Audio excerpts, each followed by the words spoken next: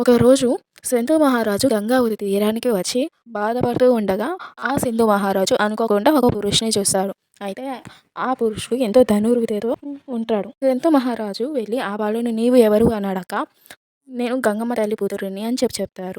గంగమ్మ తల్లి సింధు మహారాజు దగ్గరకు వచ్చి వీరిని నువ్వు నీతో తీసుకువెళ్ళొచ్చు అని చెప్పి దేవదత్తుడిని సింధు మహారాజుకి ఇచ్చి వెళ్ళిపోతుంది. రాజ్యంలో భీష్ముడిని రాజు చేయడానికి అంటే మహారాజు చేయడానికి వాళ్ళన్ని ఏర్పాట్లు చేసుకుంటూ ఉంటారు. ఈ సమయంలోనే సింధు మహారాజు పర్యటన కోసం అడవుల సైడు వెళ్తుండగా అక్కడ సత్యవతి దేవిని చూస్తారు. ఆమెను చూడగానే సత్యవతిని చూడగానే సింధు మహారాజుకి ఎంతో నచ్చుతుంది. సత్యవతి దగ్గరికి వెళ్ళి నేను నిన్ను పెళ్లి చేసుకోవాలి అని అనుకుంటున్నాను అని అంటే సత్యవతి ఒప్పుకుంటుంది.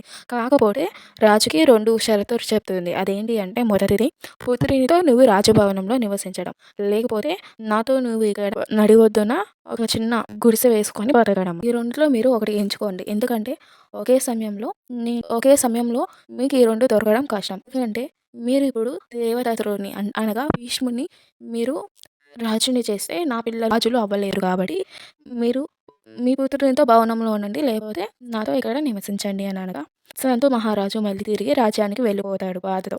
అయితే భీష్ముడికి ఈ విషయం తెలుసు. భీష్ముడు ఏం చేస్తాడు అని తెలుసుకోవాలంటే కింద ఉన్న లింక్ని క్లిక్ చేసి చూసేయండి.